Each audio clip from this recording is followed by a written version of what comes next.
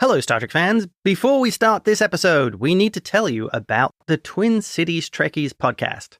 They're celebrating 30 years of Deep Space Nine. This week's episode also features the ReBinge team. Yeah, Wes is in our Facebook group, and he was looking for people who have special interest in Deep Space Nine to be on his podcast as he went through the series of episodes, and we jumped at the chance, and James had the idea to discuss episodes that are really just good sci-fi. Yes. And are almost like standalone sci-fi stories, but still worked well in Star Trek. So that's what we talked about, and James came up with the whole list, and we go through a number of episodes. Yes, Wes calls it the fortunate episodes, as in Deep Space Nine was fortunate to have them. So please look for Twin Cities Trekkies wherever you listen to podcasts. And now, back to the show. Hello, Star Trek fans. Welcome to ReBinge It. This is the ReBinge Star Trek Voyager podcast. My name is Kim. And my name is James. And we are rebinging Star Trek Voyager from the beginning, one episode at a time.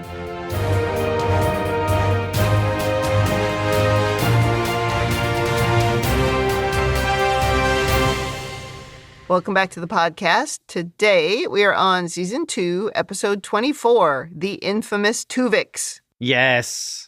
We have been waiting for this episode. This episode aired May 6th, 1996. We had hoped that Atiba would join us for this one, but he was unavailable because it's actually Thanksgiving week as we record. So he was not around, so we're going to go it on our own. And his latest season of Teebs and Kid Phoenix Versus is out. So I'd advise people to go and listen to those. They're always a good listen. Okay, great. Then let's see, before we talk about Tuvix, the episode from last week was the one with the clown, which was called The Thaw, and I cannot, for the life of me, remember it. I have to look it up every time. I think the name doesn't go with it. They should have called it The Clown. Then I would remember. Oh, give it a Deep Space Nine kind of name. Something Latin. Clownius Maximus. Oy. I kind of like that episode. It was good. It was good. Yeah, we enjoyed it. Michael McKean does make a good villain in that. And the ending, I have to bring that up again. Drat. Yes. Yeah, it was a great ending. This one also has a pretty good ending and is, I would say, a very different tone in this episode. Yes, very. And I called it the infamous Tuvix because it is something that people bring up on social media a lot. Yeah. And it's usually people who are horrified at what Janeway does. And I mean, I'm not sure I've seen this episode since it originally aired. And I just do not remember being outraged by anything that happened. Nope. Or any decision that Janeway made. And so I wasn't exactly sure what I was going to think rewatching it. And I don't think my opinion changed very much.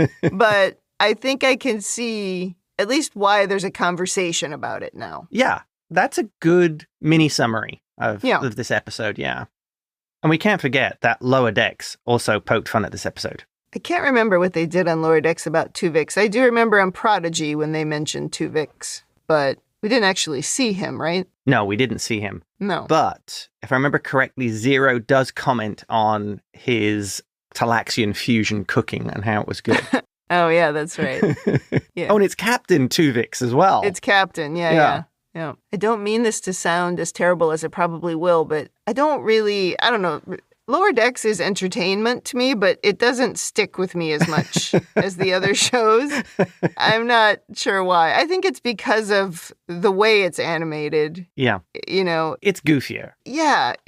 It's like, in some ways, it's like comparing Star Wars with Space Janitors. You can see where the influences come from, but it's very goofy. Yeah. But it's not that I don't like it. I quite enjoy it. It just isn't quite the same. It doesn't have the same impact, I guess.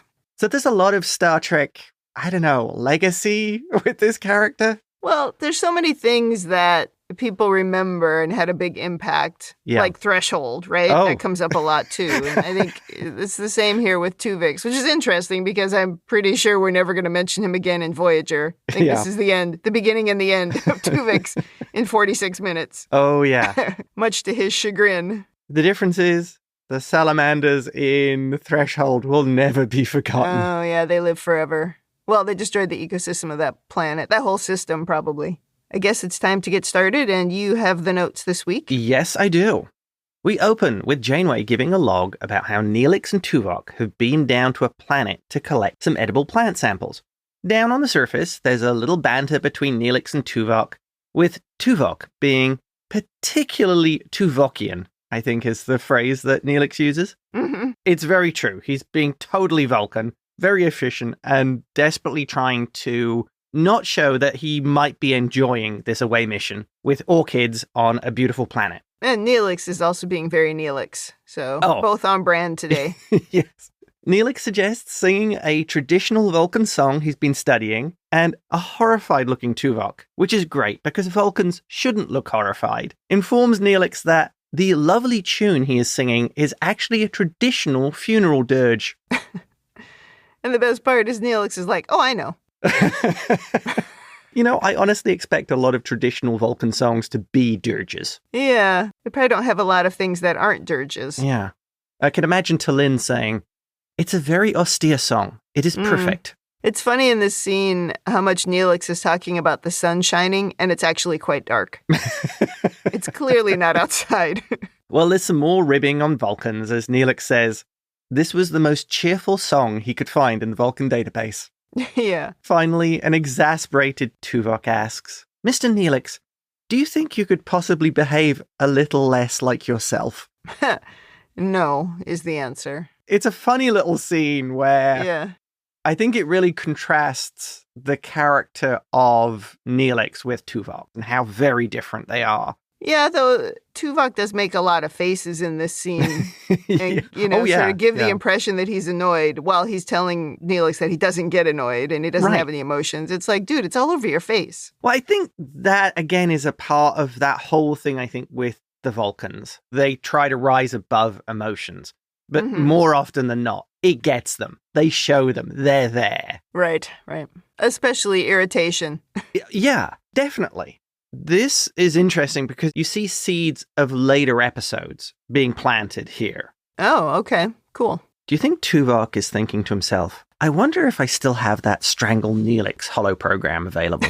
I assume he uses that like every few days. It is also available for other crew members. Oh. Back on Voyager, B'Elanna is reporting they're having a minor glitch in the molecular imaging scanners, which Harry is working on and repairs. Without testing anything, by the way. Yes.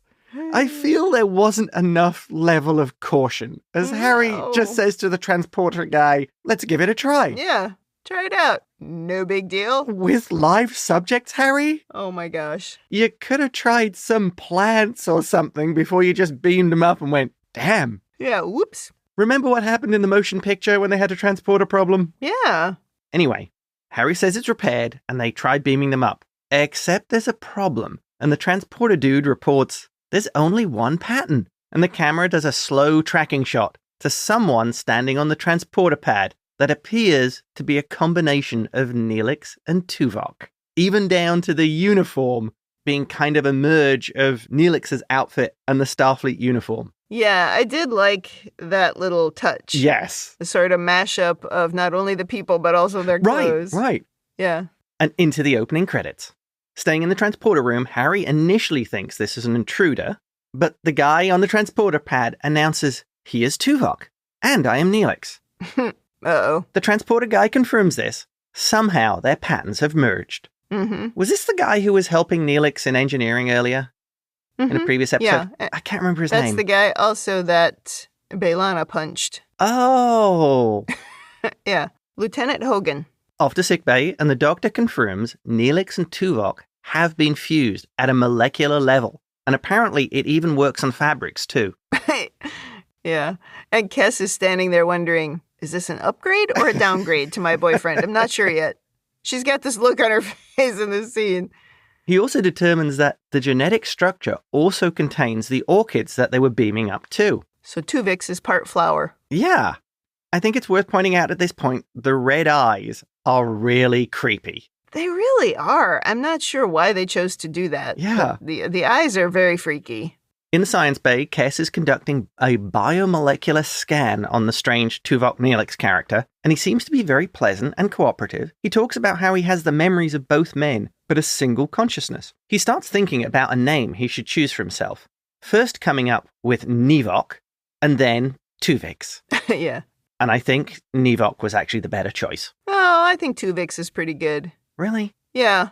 Worryingly, he refers to Kes as sweeting, showing that Neelix's feelings towards Kes apparently remain. Kes looks really uncomfortable here during this whole scene. Maybe she shouldn't be the one doing any of this. I mean, it was her partner who's been merged into whatever this creature is, and it seems a little cold asking her to do it.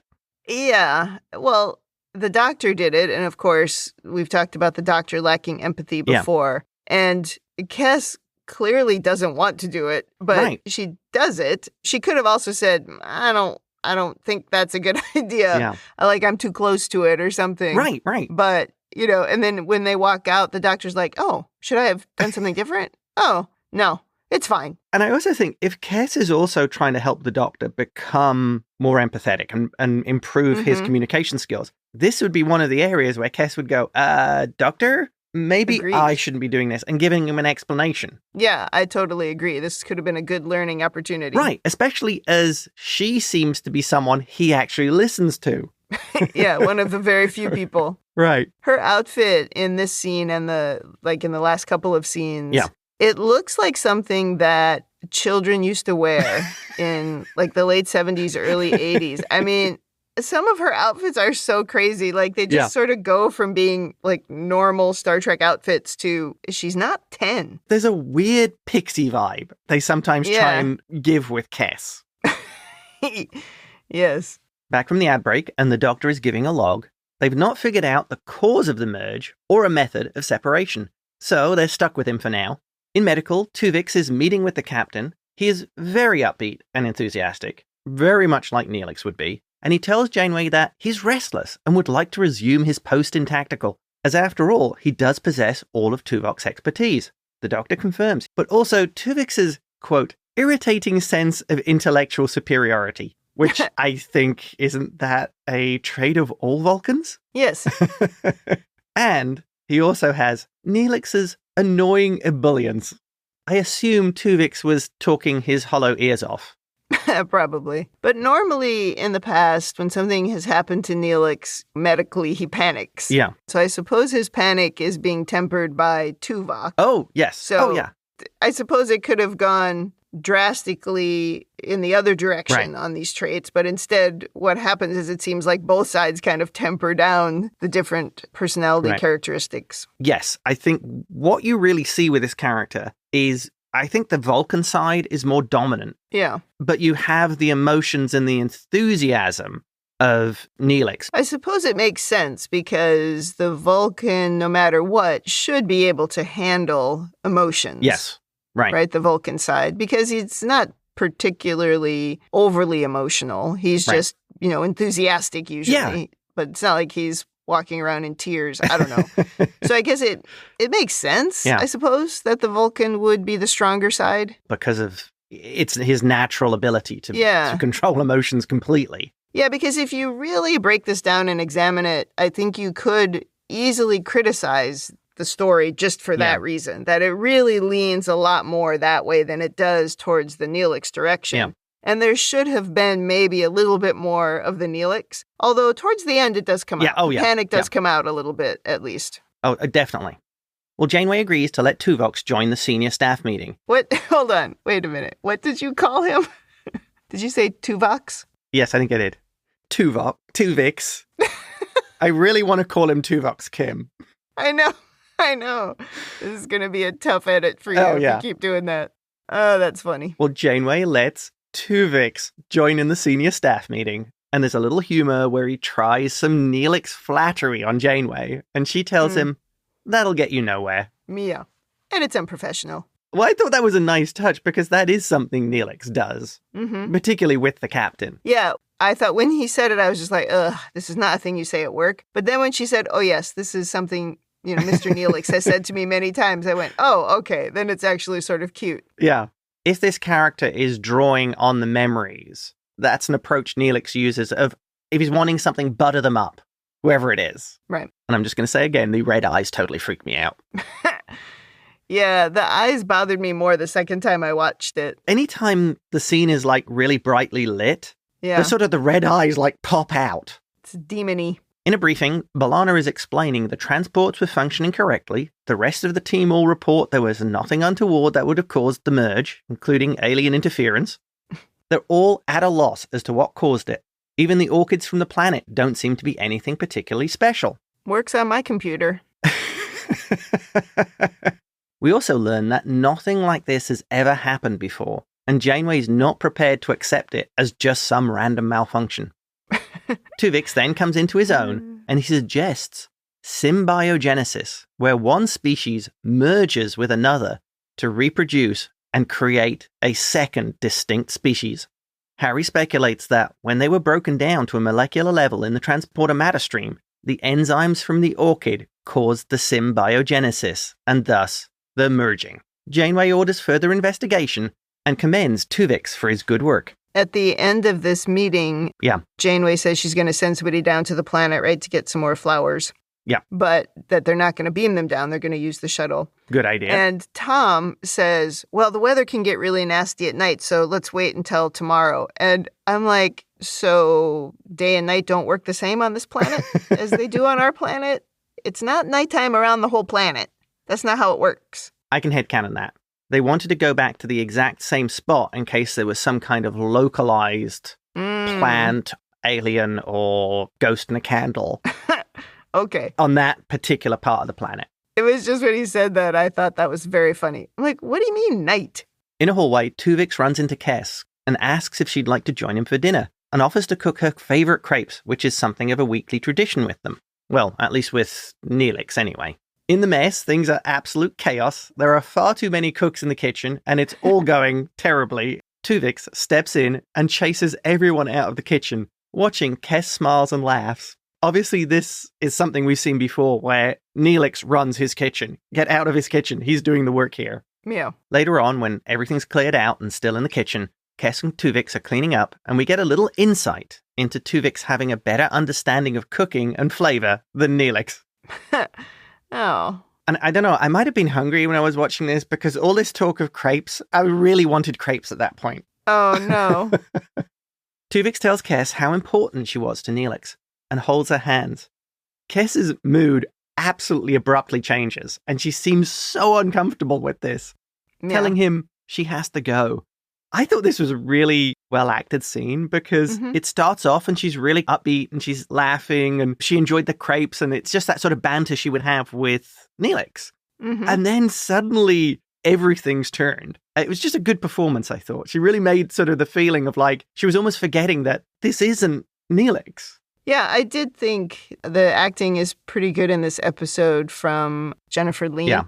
She is quite good, although I don't think they gave her enough to chew on. Yeah. They give her just a couple of little scenes, but I wish they'd given her more. Yeah.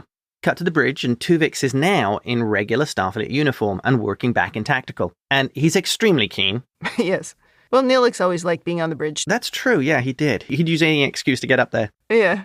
We also see that Tuvix is able to leverage Tuvok's knowledge, but also use Neelix's sort of flair or emotion, because he fixes a problem using a hunch, which isn't something you would see a Vulcan doing. Right. I have a theory here. I think this would also be true for Vulcans, except they wouldn't call it a hunch. Sure, it would be an educated guess. Yeah, because experience can often lead you down problem-solving paths.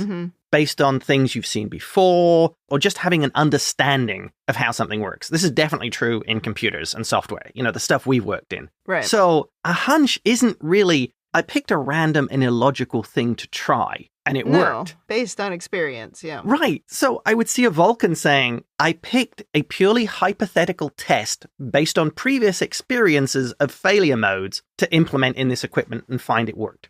I would say Vulcans would use hunches, except they would never call it that. Yeah, I'm trying to think what they would call it. You know what I mean? Like, I had an idea. No, I had a... I don't know what they'd call it. But you're right, they wouldn't call it a hunch. It was a logical deduction. Yeah, a logical deduction.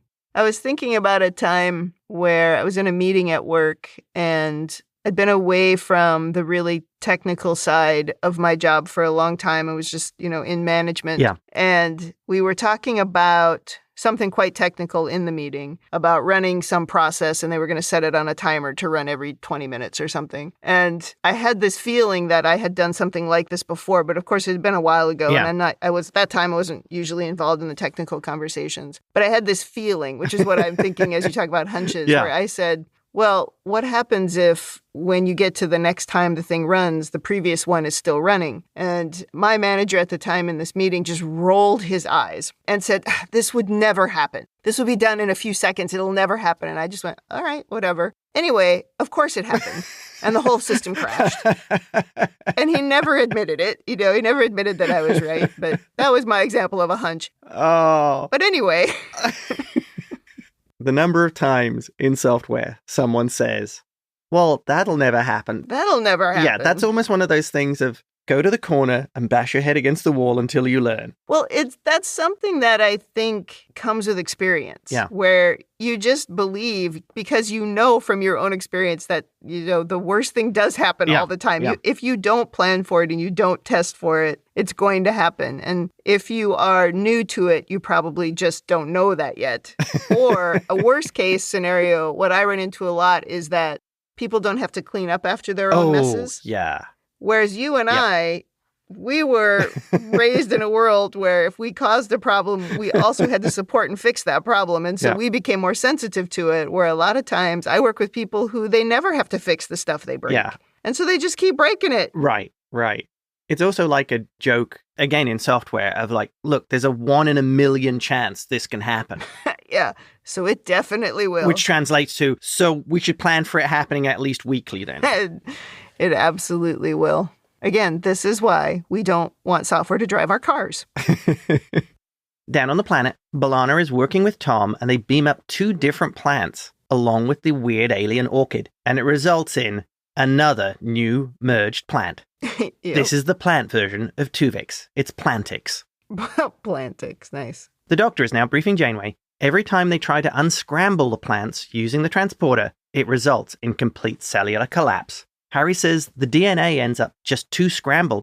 Tuvix describes it as trying to separate the ingredients of a cake after you've baked it. That was a good analogy, because I kept thinking, this sounds fishy to me. Well, it sounds cakey, if you ask me.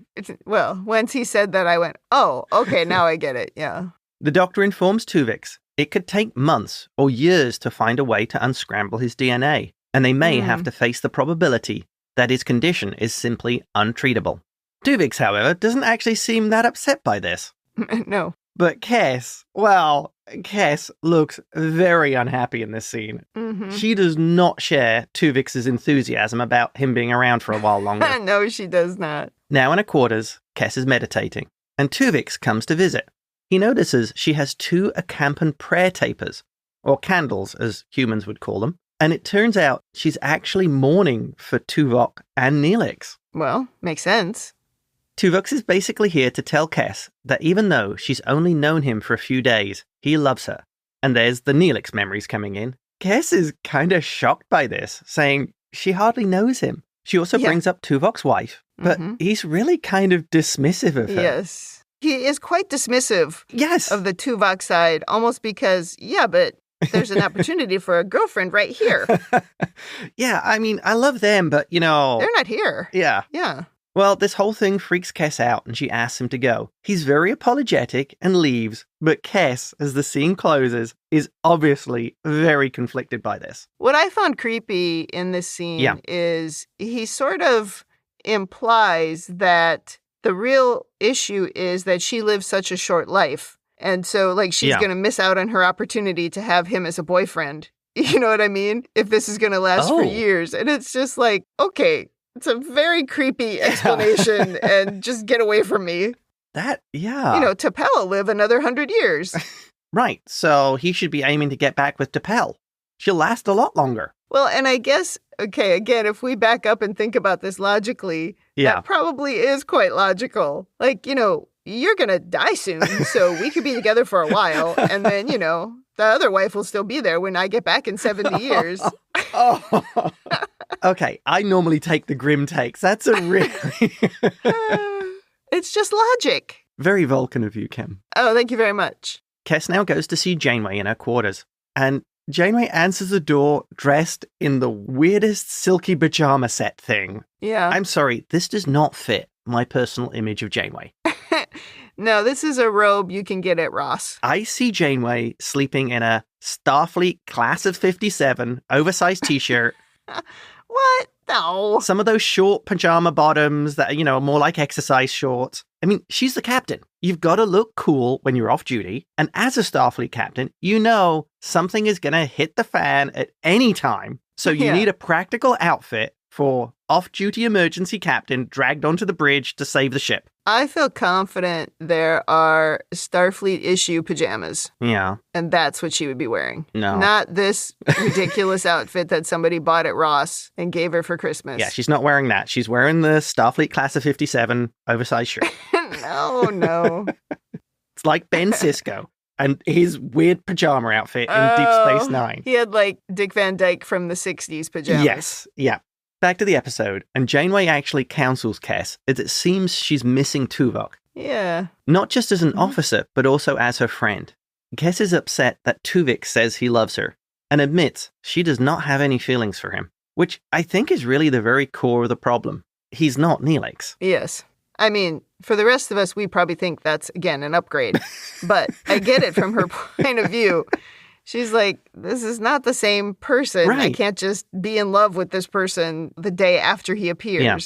I liked when Janeway was saying she was reading letters that she had gotten from Tuvok and, finding them to be in her own way sentimental, even though other people described them as cold. But she just thought the way he wrote was sort of the way he spoke to her as well. And that was making her nostalgic. It reminded me of an old episode of Will and Grace where Grace breaks up with her boyfriend and then she's crying and she says she's reading letters from him. And she says, look, here's one. It says, we're out of milk. And it just kind of reminded me of this because it was like, okay, it's not exactly sentimental. It's also not a letter. And I was wondering if that was sort of the things that she got from Tuvok as well. Captain Janeway, people here are very emotional. Yours, Tuvok. It's like reports on the crew. Yes. In this scene, perhaps most importantly, Kes reveals she's not given up hope of getting Neelix back. Right. This actually is really good here because you really get to see how Janeway relates to Kes's experience and her own feelings of she's separated from Mark and she misses him. And when she thinks about that, it really discourages her because of just how far away he is. Also of coming to terms with the fact that she may need to accept that Mark's just not part of her life anymore. Yeah, and she gave a very, human answer, I guess, right? Yeah. When she says that she has good days and bad days. Right. Where she has days where she's filled with hope and she's feeling bright and up. And then she has days where she's like, oh my God, I'm probably never going to see him again. Yeah. And I thought, well, that is so realistic with how you would be because you just don't know if you're going to get back. And you just don't know what's going on with him because you have no method of communication, right? So that would be quite difficult. And then Kes sort of takes that like in her own way. And she's like, oh, are you saying I should give up? And I really liked what Janeway said because she said, I would never tell you or anyone else to give up hope. Right. And I thought that is such a Star Trek answer, right?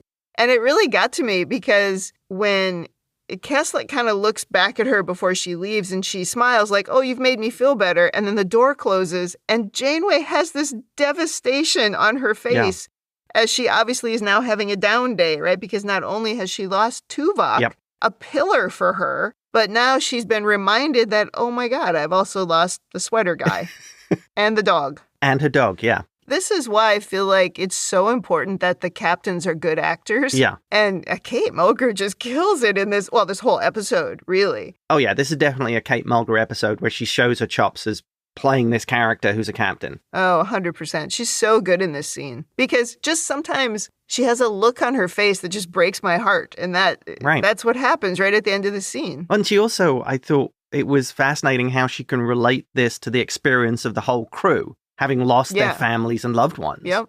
Do you think the other thing that weighs on her that you're seeing here is because she's opening up to Kes is she feels the weight of these people. It's her crew. Well, I mean, a good empathetic leader does feel the weight. Yeah. So, yes, I would say so. Sometimes you have to find a way to distance yourself from it, but in this situation, she can't. Not only is she a part of this particular situation, with closest Tuvix, friend, yeah. Yes, but she's also part of losing touch with her family and close ones, right? Yeah. But she has to remain above it because she's the captain. I just think it's really difficult for her. I guess that's the advantage she has here. If Kes, strictly speaking, isn't Starfleet and isn't a subordinate in a traditional sense. So Kes is almost someone you could open up with? Well, I suppose so. Though it's such a strange character, right? With a sheltered life. Yeah. She doesn't have really comparable experiences. That's true. That's true. Well, she has a slightly comparable experience. I mean, she has made the decision to leave her family and go with them. And once she's 3.5 years out, she'll never be able to get back home again before she dies. That's true. Yeah, that's true. Into a quick segue showing Voyager is back on course and Janeway is detailing how it's been 2 weeks since the creation of Tuvix. He's settling in and the crew's adjusting to him, even complimenting him on being a very able advisor. There's also a good gag about how his cooking is actually better than Neelix's. Yes, that's pretty funny. I really do like how Star Trek uses the concept of recording a log to give story exposition. I think it's such a great approach to filling in the story gaps and for moving the story along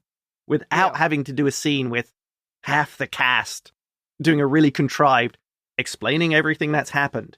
In Star Trek, you just put this log in and you're like, okay, concise, here's where we are in the show, and continue. And you can put it over a montage like they did here to show things happening, or you don't have to, right? You could just show the ship flying along when they give a log. Yeah. It's very effective. And we're so used to it that it's expected and normal in Star Trek. Yeah, it just flows. Back to Harry, who's now trying to annoy everyone around him with his clarinet practice, and the doctor calls. He has an idea of using radioisotopes to selectively attach to specific DNA sequences. There's some technobabble about adjusting the surgical transporters to lock onto one of those sequences, and soon as Harry realizes this is about Tuvix, he drops everything and immediately heads off to help the doctor. He goes, wait a second, what's going on? Which, it's like, come on, Harry, even I know what the doctor's talking about. Yeah. Something I noticed here, we have the reference to surgical transporters, but do we ever really seem to use them? I mean, at the biological level, reducing everything to a particle stream, wouldn't that mean you could basically fix anything? Anything. Yeah. I think this might be one of those examples of the transporters are super powerful, but we have to forget they exist because otherwise they could just fix everything. It is hard not to wonder that when you get there in the story. I was also wondering, Harry seems very keen to help the doctor. Is he taking responsibility for what happened with Tuvok and Neelix? Or is this just Harry being it's a technical challenge? I love this kind of thing. He should be feeling responsible. He was the one who was there. I mean, I think it's probably both. I think he feels responsible, and I think he's interested in the sciencey stuff. In Tom's dive bar, Tuvix is playing pool and appears to be extremely good at it. And in comes a very uncomfortable-looking Kes who wants to talk to him. She's been doing a lot of thinking, and she just wants to be friends. But she would like the friendship to grow. And he tells her, I'm not going anywhere. And they clasp hands. I don't know. So I think we know that relationship is doomed. It's been 2 weeks. I've lost my boyfriend, but you're close enough, so... Oh my God, I'm over it. Over it? It's almost like they just stuck that in to make you think, oh, now she's turned. Oh, that's a good point. Yeah. And I suppose that is why they did it. That's funny, because I was thinking, it seems like such an incongruous scene, but you've just explained it, I really thought so too, but that is why they did it. The tender moment is interrupted by the doctor calling Tuvok to sickbay. Now everyone is there, including Janeway, as the doctor describes how, using medical barium radioisotopes, Harry has figured out how they can attach them to one of the species, but not the other. They found a way to separate them using a transporter, and they've successfully tested it on a merged flower. I think they should just try it and see what happens. Well, yeah. What's the point of testing? What a waste of time. Yeah, Harry's pretty sure it'll work. The doctor tells Janeway he believes he can restore Mr. Tuvok and Mr. Neelix. Janeway replies, that's okay, you only need to get Tuvok back. Oh. No. Kes seems very happy, describing it as wonderful. But Tuvix does not seem very enthused by this whole thing. No. And tells them, I do not want to die. Zoom in on a very serious-looking Janeway. Classic Trek ad break. Janeway is now holding a conference with Chakotay, telling him if they could have split Tuvix when he first came aboard, they would have. But he's grown on her, even becoming a friend, and Chakotay tells her he feels the same way. She asks a very valid question of, at what point did he become an individual and not just a transporter accident? You shouldn't have let him out of his quarters. That's when it happened. In my opinion, he is and remains a tragic transporter accident, regardless of how pleasant he is.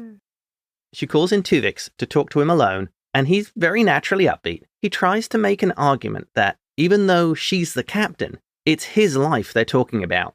She brings up that Neelix and Tuvok don't have a voice in this conversation, and as captain, she needs to be their voice, and she believes they want to live. Tuvix plays a little bit of semantics here, a very Vulcan thing to do, saying, they are living, in a way, inside of him.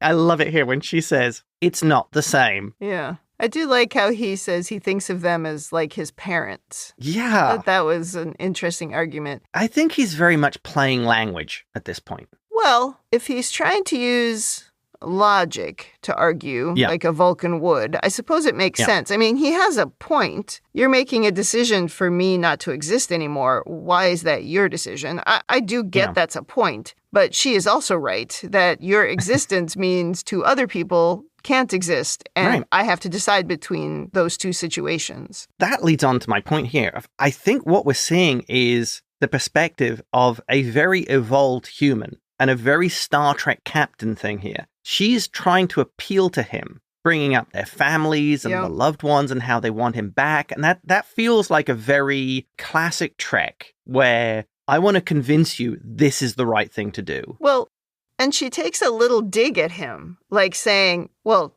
Tuvok would be willing to make her sacrifice for someone else, and Neelix would be willing to. Why are you not willing to? Oh, yes. It really felt like she was just making a little bit of a dig. Oh, yeah, completely. Yeah. Tuvix describes the process of separation as an execution, pleading that he's committed no crime. He now goes straight to hyperbole, good one there, trying another technique, and adds some more rationalizing by saying, unfortunate as it is, they're gone. Janeway's not falling for any of this crap and goes straight to, I have an opportunity to bring them back. Tuvix is just not winning on any of these points, so he tries the next one, which is guilt, saying that he has the will to live of two men. When he's happy, he laughs. When sad, he cries. He's flesh and blood, almost breaking down as he says, I have the right to live. It's also like he has the ability of two men to try to guilt the captain into something. It's double the guilt. Oh, yeah. I mean, he went through multiple approaches.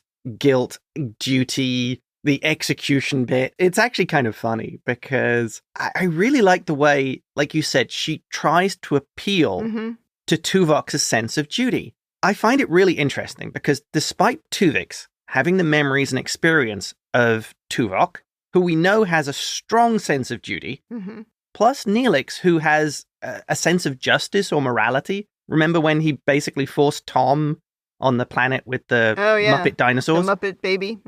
To stay there. So Neelix has this sense of morality or what's right that Tuvix, when pushed, doesn't display either of those traits. It's almost like, I don't care if I kill these two guys to live. And it's sort of like the opposite of what you would expect. Yeah, that's a really good point. It seems out of character for both of them. At the same time, a lot of the things he does should be out of character because he is a different person. When you combine the positives and the negatives of these two individuals, you are going to get something different, I guess, out of the other end. And everybody thought, oh, he was, quite competent like Tuvok, but jovial like Neelix. And that was sort of the way they were limiting their view of him. But when it came down to this, and now he just wants to survive, it's like all that goes out the window because now he's reacting in a way that none of them were expecting. And I would have to say that the audience wasn't expecting it either because it's very different. Oh, yeah. Yeah. It's something you would not expect from a Starfleet officer. Right.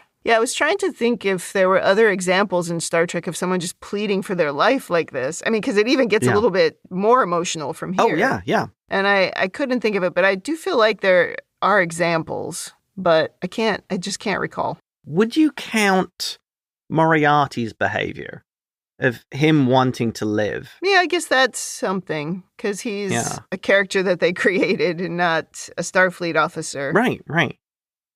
Tuvix goes to see Kes in the mess and asks for her help. He tells her about the separation and asks if she'll talk to the captain. He pleads with her, saying she may be his only hope. And this is why they did that previous scene of the two of them in the bar. Oh. So that you would think, now she's going to go make a plea for him. Kes does indeed go to see the captain. And tearfully, she says she feels guilty for saying it. And even though she doesn't want Tuvix to die, she wants Neelix back. Janeway doesn't say anything, but just hugs the sobbing Kes. This was a great scene from Kes. She really sold it. She really made it work. Mm-hmm. You come away from this scene feeling really bad for her. Yeah. She is like, I want my Neelix back. You know, this guy's great and all, but he isn't the person I love. Right. On the bridge, Tuvix takes his position and wants to carry on as normal as if nothing's happening, asking Tom to help with a test. Didn't you think Tuvix was going to try and do something to sabotage the ship at this point? Yeah, I did think there was something going on. Right. Janeway asks to speak to Tuvix alone, but he wants this out in the open. He wants to make a spectacle of all of this. Yeah, now he makes a scene, and now you're thinking, that's not Tuvok. Here comes Neelix. She gives him a direct order to come with her and orders security to the bridge.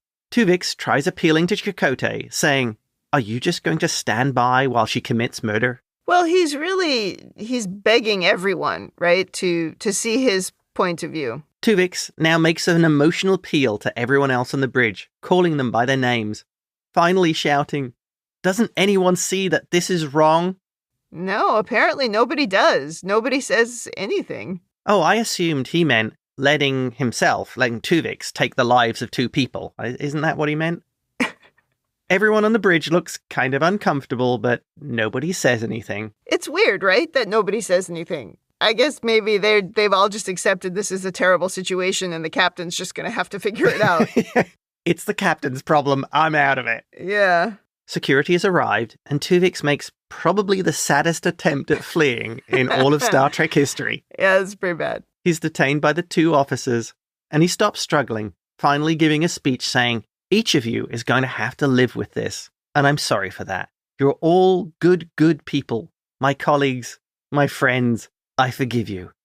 And that, I believe, is a 9.5 out of 10 on trying to lay down a guilt trip. Well, the trouble is you've only been around 2 weeks, and we're probably going to get over it pretty quickly, and also it's episodic TV. We're never going to speak of you again. The ending of this scene is just great. Oh, yeah. You get the completely resolute Janeway here. Just this fixed expression, marching down the corridor with Tuvix in tow with security behind him. Yeah. This is the command Janeway that's powering up the phasers and flying into the loom.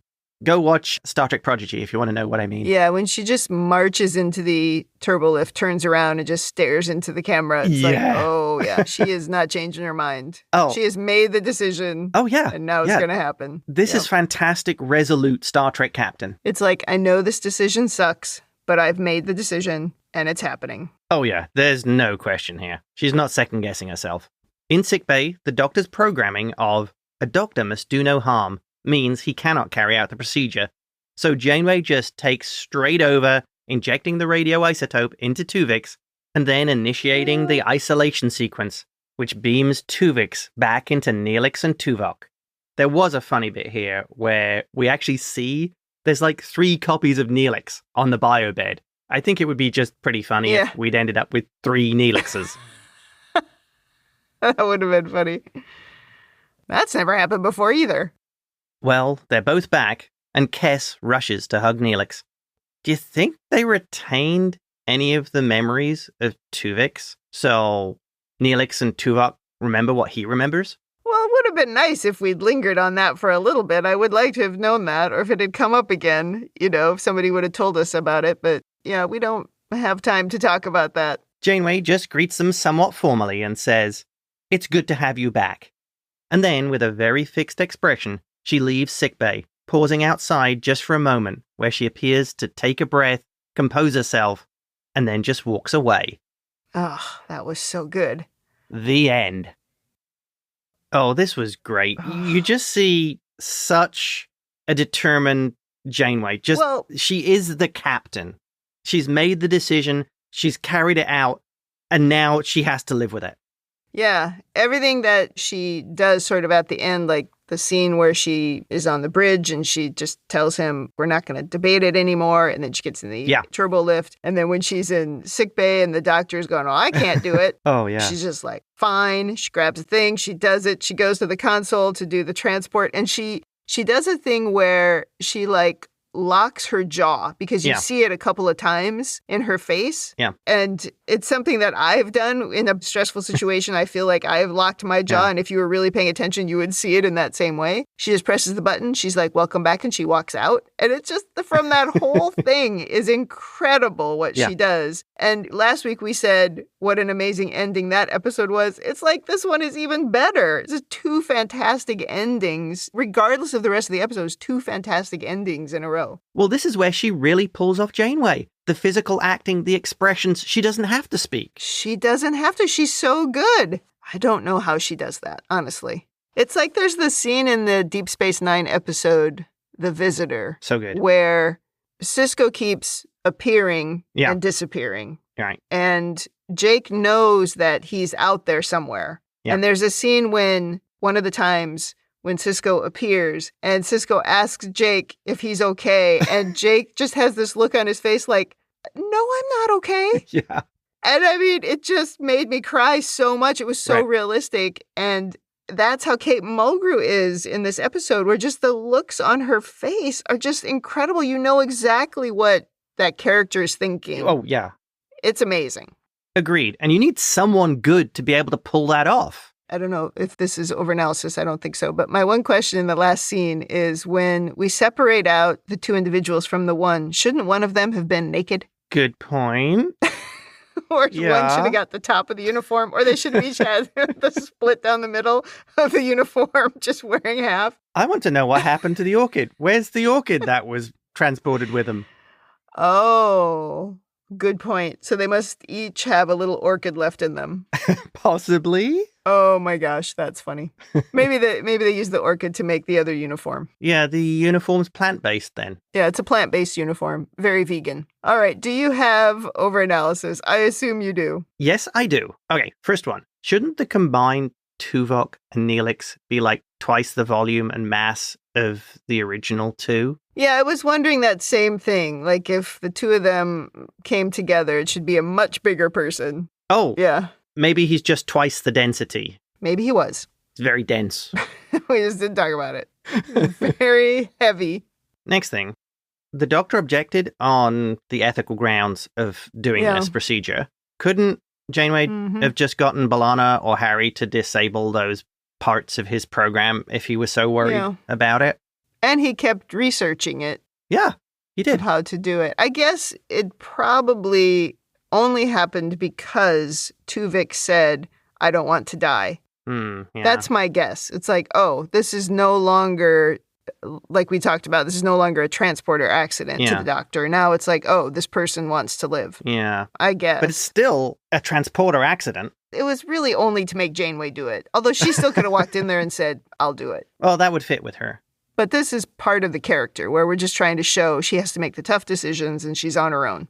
Like I said, get Harry to just disable that bit of his program. Ignore ethics. Yeah, she could have ordered him. But I think at the same time, she accepts that these crappy decisions are hers and she has to do it. Yeah. Next thing. So this plan can like totally mess up the transporters. Is like everything in the Delta Quadrant dangerous and potentially life-threatening for everyone? Well, now we gotta be careful with everything we beam up. Yeah.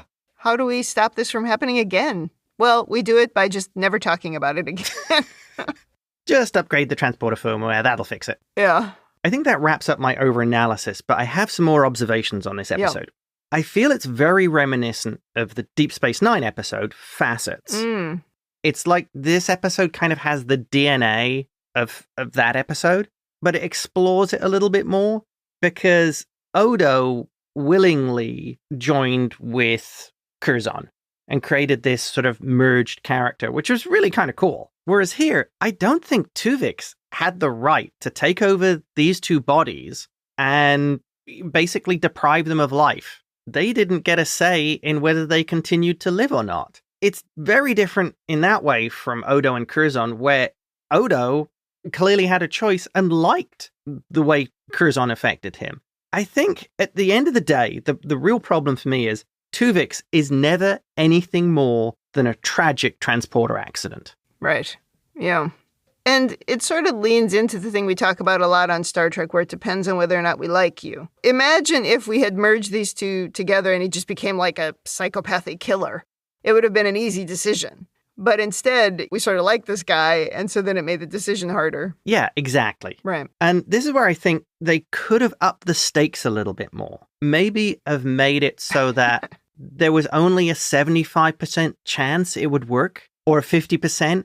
It's really risky. Janeway has to make this call where it's a case of we could lose all of them, but she makes it anyway. And that I think would help with making it more of a high stakes. And you could add into that Kes actually backing her up in this. She's prepared to take the risk to get Neelix back. Right. Yeah, because I think from our point of view, we feel like it's pretty obvious she made the right choice. So, yeah, you're right. The only thing that was sort of combating it was the character just saying, no, it's an execution. Yeah. And I think my last observation is having somebody who didn't like Tuvix. I'd aim maybe at Tom. Yeah. Someone who could be kind of a foil. Like maybe the captain. Yeah, right. She could take the position of Tuvok is my friend. You've taken him from me. The same may be true with Tom, of him saying, Neelix was someone who stood up for me when I left the ship, who became my friend. I want my friend back. This guy is not him. He's basically stolen his life. He's living on somebody else's life that he doesn't morally have the right to use. And that person would be arguing against Tuvix. It's like, no, you're not. It's not murder. You're not being killed. We're getting back the people who deserve to live.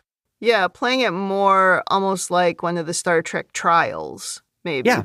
Right? So somebody was arguing on both sides, not just the person trying to defend themselves. Yeah. Right.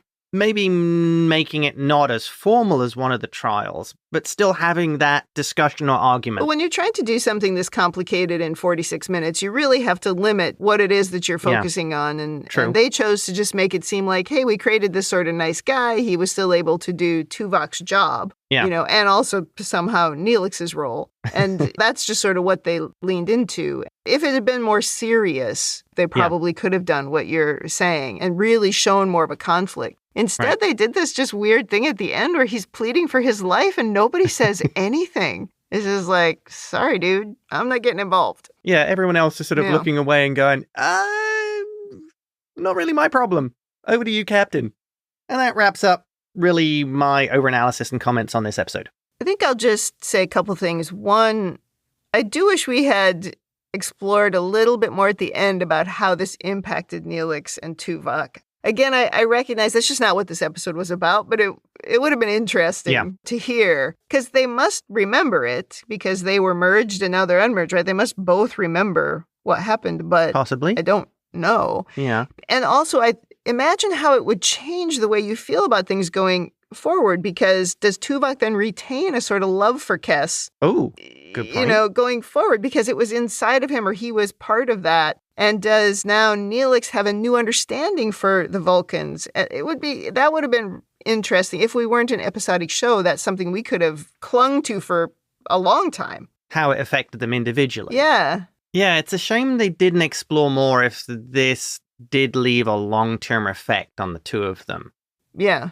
I don't mean it as a criticism of this episode. I think it's a really good episode. I just think this is something else that could have happened, or something more, or something different in a non-episodic show, right? That could have been interesting to explore. Yeah. And then the last thing I'll say is that I remember this episode, but I don't remember having any conflicts about what I thought should happen. And maybe because I don't like change. and I would want my people back. I would want to go back to how things are supposed to be. Yeah. But even in watching this, I always felt like throughout the whole episode that it was a difficult decision, but she made the right one. What's interesting to think about is imagine if it had been 2 years before they figured it out. Now you maybe have a different problem. Oh, yeah. Do you know what I mean? Like, we could have maybe talked about that a little bit, but, was there a time where the opinion might have changed? Because now you really have developed a relationship with this person. Yeah. And they're more a part of your life. You're more a part of theirs. Now does the decision become harder? Right. But in this world, in this episode, I thought she made the right decision. I don't think there's any question about her making the right decision. I think, if anything, it's almost like it's the weakness of the episode of there's no, for me, from my standpoint, there is absolutely no way that she is choosing Tuvix over Neelix and Tuvok. I think she also has a moral obligation to restore these two if she can. Because at the end of the day, he only exists through an accident. Because of an accident, yeah. Exactly. It might be controversial, but it's like he's not a real person. He doesn't really exist. I don't see any real conflict for Janeway because she only has one decision she can make. Well, I'd like to hear what other people have to say about it. Feel free to email us at rebinge@gmail.com if you have a different opinion from us on this, because I would like to hear about it. It could generate some interesting discussions, or maybe not. Maybe everybody agrees with us. I doubt it based on social media, but very willing to listen to what other people think. Yeah. If I go on to women in the future, there's not really anything to say about women in the future here. Like usual on Voyager, people are just doing their jobs. Janeway weird robe, that's a different problem, but, they also had the Cisco pajama problem, which was strange. She's wearing that Class of 57 shirt. So I'll just let that go. If we look at Janeway's leadership corner, the most interesting thing to me here is what a lonely job it is. Oh, yeah. She's completely alone in these situations. When I had a very high-level job offered to me, the person offering it said, this job is very lonely. And I thought, whatever. Management, it can be a lonely job. Well, I didn't realize how lonely leadership positions really can be. You get to the point where there's just sort of no one to commiserate with. There's no one to complain with. And there's no higher authority. You have to make a decision and you have to live with it. I mean, I'm not making life or death decisions, fortunately. Well, if you are, you've never told me about them. No, but I really felt that for Janeway in this episode, that she had a chat with Chakotay about it, but he was pretty much like, I don't know, I like the guy. He was no help, and I don't mean that as a criticism. I think it's an impossible conversation to have. Right. But I just felt like they really showed in this episode what a lonely job she has, and she has to make these horrible decisions, and then she also had to carry it out, and then she has to walk away and live with it because there's no one she can talk to about it. That's tough. That's tough. The emotional stress of that kind of thing, you really need a counselor on the ship. Really needs a counselor, yeah. Yikes. I mean, who would it even be? You could add a new character. Maybe there was somebody who did an elective at Starfleet Academy. And the other thing that I put in my notes in Janeway's leadership corners, I just put the word nails, because that's what she is. She is just nails. Yikes. I know I've said it before, and this will probably make you laugh, but I think there's just an unbelievable parallel between Janeway and the captains of Age of Sail ships. I don't know if this was something that they planned deliberately, or if it was just something that comes out in the writing. But ultimately, she is like one of those old school captains. She is effectively the highest authority on the ship in that part of the universe. She is a god on the ship. Every episode you bring up Age of Sail. Well, I feel it's so relevant here. Yeah, you're on your own. Yeah. She is the highest authority of Starfleet.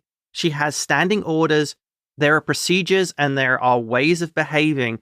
But ultimately, everything comes back to her. She is life and death of her crew. And I think this is something that's so important. And this episode, I think, if anything that comes across in this episode, I think it's that. The buck stops with her. She even has to carry out the procedure herself, and she does it. Yeah, and she is really good at it. I mean, Kate Mulgrew is really good at portraying it. It's amazing. Well, it also comes through in Prodigy as well, where there are times where she is absolutely prepared to do anything to achieve the goals. Where she's nails. Absolutely. Yeah. There are times in Prodigy where I don't think they're as good with Janeway as they should be. True. But that's a different issue. Well, let's go to rating. Thumbs up, thumbs down, or neutral. What is your rating for Tuvix? Okay, this is really kind of a difficult episode for me. I hear that, yes. On the one hand, there are some really good performances. I think Tom Wright did a really great job playing Tuvix, playing this character who embodied elements of Tuvok and Neelix and really made it work. He really sold it. I thought that worked great. The other side is, I think Jennifer Lean did a really good job of just showing how difficult emotionally it was for Kes. Her bouncing between, it seems like Neelix, and then it's not Neelix, and the piece where she breaks down with Janeway, saying she wants Neelix back. Really good acting. The problem is, I feel the episode needed more meat. It needed more stakes. It needed more conflict. It needed something. And it was missing. And for that, I have to go neutral. Because you don't think it ever would have gone the other way? No, I don't think there was any chance she could have made a different decision. Well, that's an interesting opinion. I give it a thumbs up. I think it's a pretty good episode. Oh, and okay. I think because I look at it more like this is less of a Tuvix episode and more of a Janeway episode, where she had to be the one who made a tough decision. Yeah. And I do think they threw in those, he was alive for 2 weeks to try to give it more stakes, but I think they should have made it longer because I think it would have made it harder. But interesting. We couldn't have done that with episodic TV. So I guess I feel like within the confines of the 46-minute sort of short story that we told, I thought it was pretty good.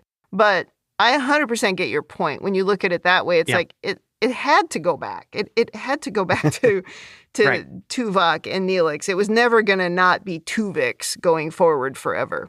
You know, that makes me think, what might have worked really well had they been able to do longer story arcs? Do something really radical with Tuvix. 3 or 4 episodes? Oh, I think go even further. I think basically from now until the end of this season, Tuvix is part of the regular crew, and we resolve this whole piece of the story start of season 3. It would have been different. There would have been a lot more outrage, I imagine, from the crew. Right. Yeah. Well, you could have built on the resentment story of Tom or someone who resents that Neelix isn't there. And at the same time, you could have had other members of the crew really bonding with this guy and saying, you know, he's really great.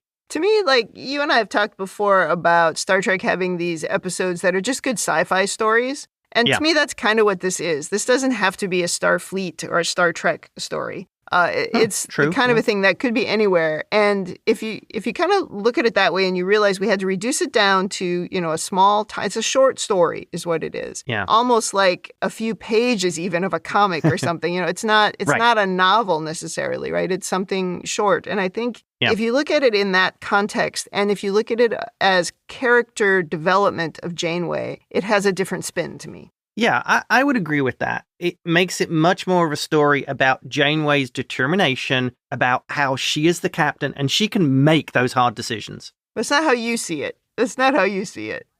No. No, not at all. You're allowed your opinion. Thank you. Even if it's not right. No, I'm kidding. You are allowed your opinion. Oh, thank you, I think your attitude towards it is part of the reason why when other people go on and on about it, we're like, what are you talking about? Right.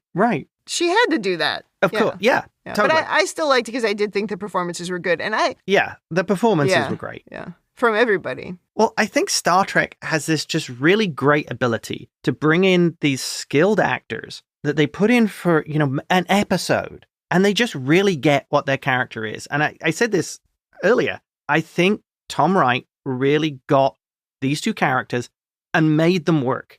Showed you both aspects of these two personalities. There are some actors that can just really make you feel things. Yeah. And, you know, we talked about like the woman who plays Data's mother. Oh, yeah. She's in a couple of other things, I think, in Star Trek. Certainly she's in a Deep Space Nine episode. And there's something about it that she just sort of, the way she is, the way she acts, just tugs at you. I don't think they did that here. The acting was good, but they didn't lean into him becoming a more sympathetic character, right? They had him sort of be the even Tuvok, really, with a little bit of humor.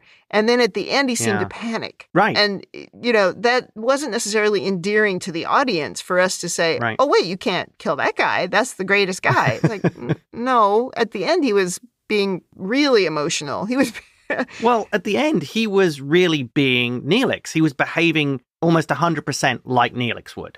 I guess so, yeah. But I don't think Tuvix had built up the bonds with the other crew by that point. You didn't have enough time. Yeah. It would have taken longer, many more episodes, I think, for that to happen. Within the confines of a single episode, you couldn't make a different decision. No, Janeway was 100% correct. Yeah.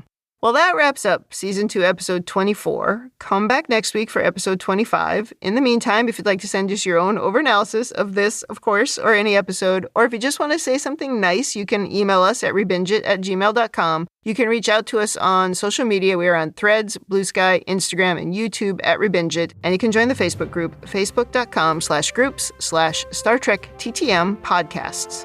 Thanks for joining us on the ReBinge Star Trek Voyager podcast. That's it for me. And that's it from me. And that's it for Tuvix.